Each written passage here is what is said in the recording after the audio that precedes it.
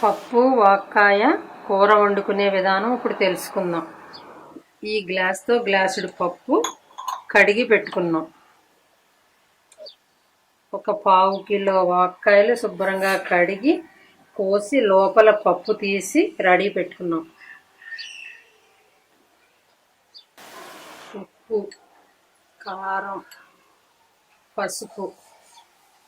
ఈ గ్లాస్తో 3 గ్లాసుల వాటరు. ముందుగా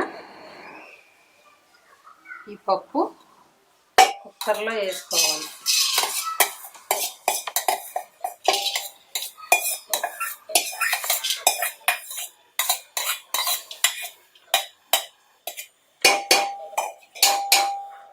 తర్వాత ఈ వాక్కాయ ముక్కలు వేసుకోవాలి.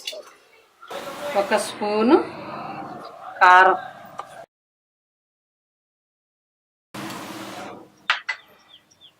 1 స్పూను ఉప్పు,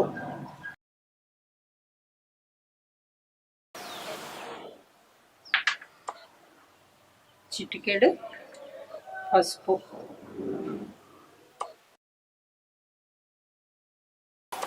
ఇప్పుడు ఈ గ్లాస్తో పప్పు వేసుకున్నాం కాబట్టి ఈ గ్లాస్తో 3 గ్లాసులు నీళ్లు.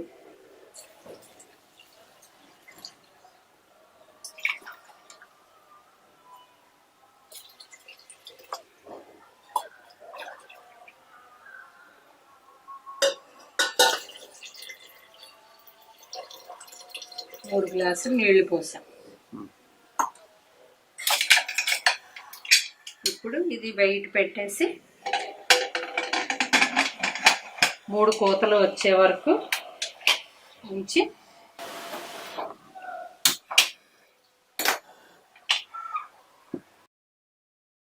3 కోతలు వచ్చాక తీసి కరివేపాకు, ఎండుమిరపకాయలు, ఎల్లుల్లిపాయలు, ఆవాలు వేసి తాలింపు చేసుకుందాం. 4 కోతలు వచ్చిన తర్వాత ఆపేసాం. 10 నిమిషాలు అయిన తర్వాత మూత తీసుకుని ఇలా పక్కన పెట్టుకుని తాలింపు సరుకులు కరివేపాకు, ఎండుమిరపకాయలు, కొంచెం ఎల్లుల్లిపాయలు కొద్దిగా చెదగొట్టుకుని పెట్టుకోవాలి, లేకపోతే పేలిపోతాయి. ఒక 5-6 ఎల్లుల్లిపాయలు, కొద్దిగా ఆవాలు. స్టవ్ వెలిగించి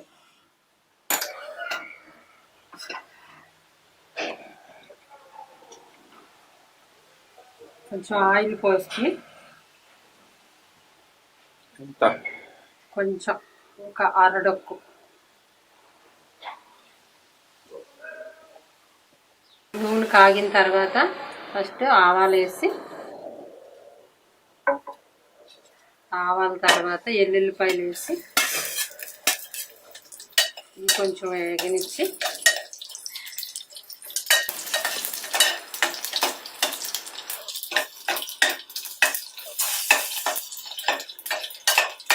ఎల్లుల్లిపాయలు కొంచెం టైం పడుతుంది ఎల్లుల్లిపాయలు వేగటానికి.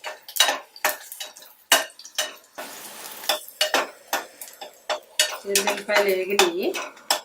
ఇప్పుడు కరివేపాకు వేసి మిరపకాయలు కూడా వేసి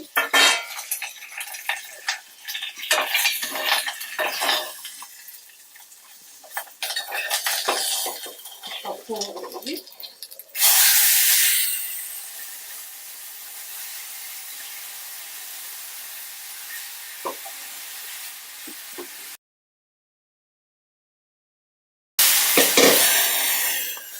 ముందు మనం ఉడకబెట్టి ఉంచుకున్నాం కదా పప్పు వాక్కాయలు, ఇది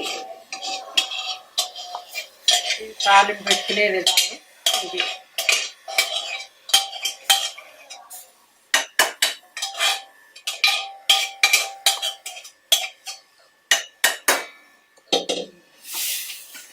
పప్పు వాక్కాయ రెడీ.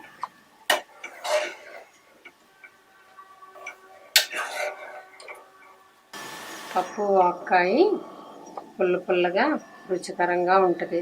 చింతకాయ పప్పులాగా, మామిడికాయ పప్పులాగా కమ్మగా బాగుంటుంది, టేస్టీగా ఉంటుంది. మంచి సి విటమిన్ కూడా ఉంటుంది. అంతే.